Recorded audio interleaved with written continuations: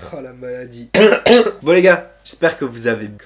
Ah là là, la reprise. J'espère que vous allez bien et que tout se passe super bien pour vous. Ah là là, prendre une semaine de repos gros, ça m'a fait tellement du bien. À la fin de la semaine, juste avant ma semaine de repos, j'ai énormément du mal à vous expliquer. À chaque fois que je prends une petite pause comme ça sans faire de vidéo, eh ben j'ai du mal à parler à la caméra. C'est compliqué. Donc la semaine juste avant de prendre une semaine de repos, j'étais vraiment mort. J'arrivais au bout du rouleau. Attends, je vais te montrer un truc.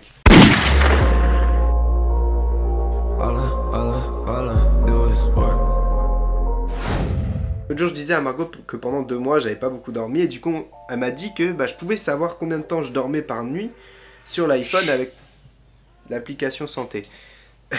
Il y a des chats chez moi et oh là là, c'est le bordel.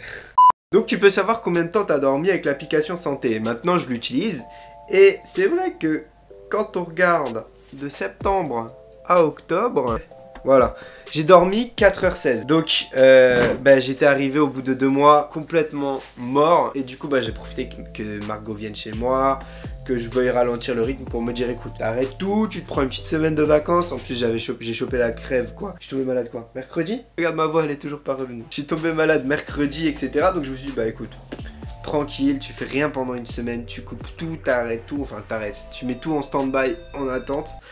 Putain mais je vais jamais y arriver à faire une vidéo. C'était une putain de bonne décision, ça m'a fait du bien, j'ai bien dormi. Donc j'étais arrivé à un point où il fallait que je me repose, voilà. Donc je suis désolé pour ceux à qui ça a manqué que je fasse pas de vidéo. Et en même temps je vous avais aussi fait faire un sondage sur Insta, c'est vous qui m'avez dit de prendre une pause. Donc si tu me suis pas sur Insta, forcément t'es pas au courant que je prends une pause. Donc poto, suis-moi sur Insta, tu seras au courant de tout ce qui se passe, de quand les vidéos sortent, de même d'autres trucs en dehors, de motivation, il y a du contenu en plus, etc. Franchement, c'est le feu Instagram.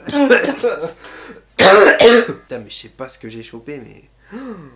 Donc, je reviens avec plein d'idées de concepts, plein d'idées de nouvelles vidéos. J'ai plein d'idées, plein de sujets que je vais faire dans les épisodes de Tout au Top. Ça va être vraiment cool. Ça m'a permis justement d'avoir...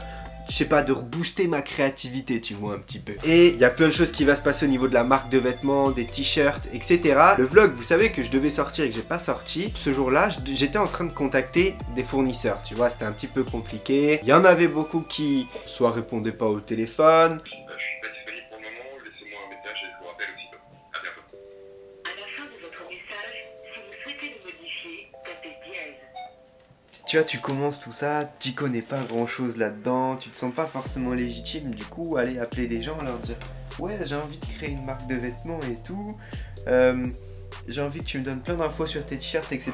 et je vais négocier le prix avec toi. J'ai du mal, hein. Ouais, je t'avoue, j'ai du mal au début. Ou alors d'autres qui tout simplement refusaient de devenir fournisseur, voilà, rien. Pas tout le monde comprend, hein, pas tout le monde est ok. Je suis actuellement en train de voir pour créer une marque de t-shirts et je voulais savoir justement si vous imprimez sur ce genre de support. Pas du tout, même si je vous apporte les t-shirts, vous imprimez pas dessus. Ok, d'accord, pas de soucis. Bonne journée. Fais chier. Je viens de contacter une entreprise qui imprime généralement sur des supports, tu vois, plus sur des affiches, etc. Mais c'est de ce que j'ai compris sur internet, c'est plus ou moins le même matos, ils peuvent plus ou moins faire la même chose, du moins s'ils ont les bonnes machines. Et du coup je me suis dit je vais les contacter, ils habitent juste à côté de chez moi, ça peut être mieux, ça peut être plus simple.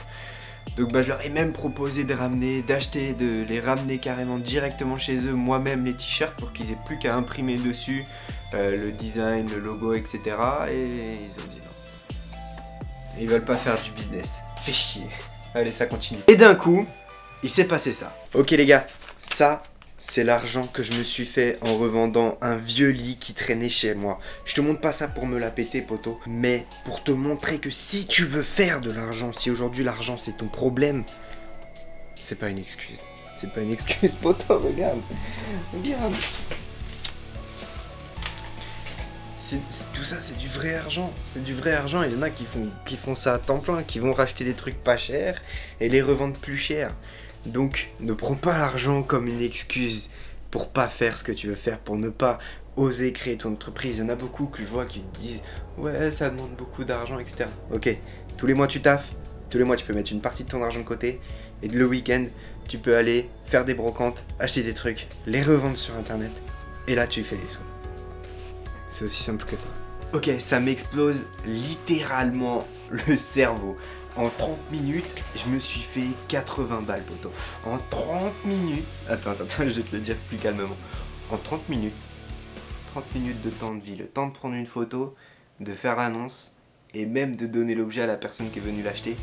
En 30 putain de minutes, je me suis fait 80 € à rien faire, poto, à rien faire. Je veux dire, prendre une photo avec son iPhone, la mettre sur le bon coin, mettre une annonce et après répondre aux gens qui t'envoient un message, c'est facile. C'est facile, ça te demande même pas des compétences ou des connaissances particulières. Voilà pourquoi je peux pas comprendre dans le monde actuel les gens qui disent qu'ils peuvent pas faire tel ou tel projet parce qu'ils ont pas l'argent. Tout simplement parce que si t'as pas d'argent, c'est que t'as réellement pas cherché à avoir d'argent. Et c'est même pas en vendant un putain de truc fancy que tout le monde avait envie de s'arracher.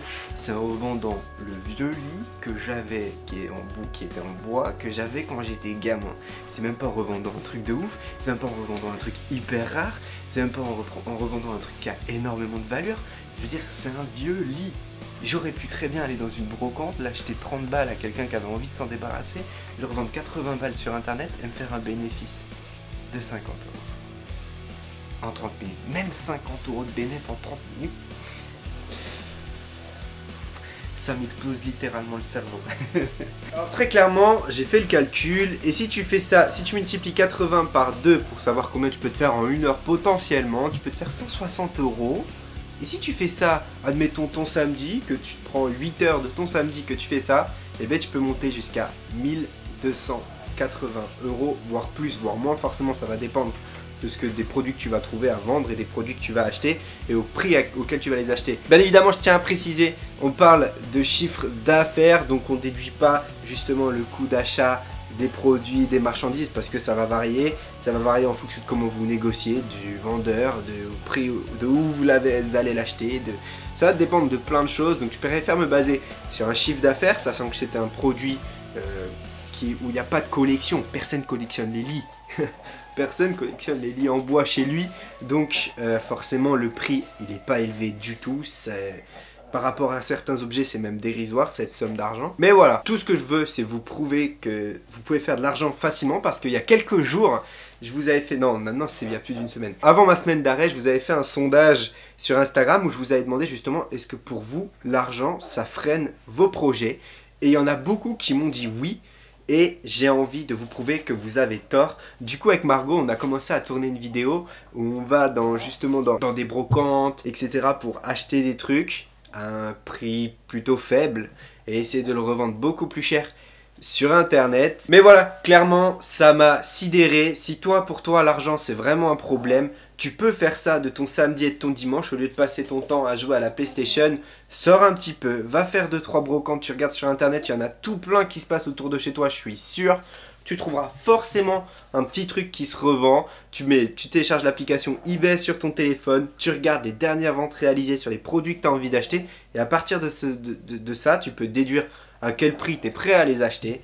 Tu les achètes, tu fais de belles photos, tu fais de bonnes annonces, tu vends ça bien sur eBay et tu verras, l'argent ce sera plus du tout un problème. Tranquille, partir comme ça en vacances au Seychelles, ça sera vraiment super. Hein. C'était Ronin, c'était To The Top. On se retrouve demain pour un nouvel épisode. Il risque d'être très très particulier celui-là. Alors surtout, abonnez-vous, défoncez-moi ce bouton abonnement, ou faites-moi un petit salto avant ou arrière sur ce bouton abonnement. C'était Ronin, c'était To The Top. On part d'en bas, on va arriver en haut. À demain. Je me suis trompé, non, je dis on part d'en bas, on va arriver en haut. C'était l'inverse, hein. On part d'en bas, on va arriver en haut.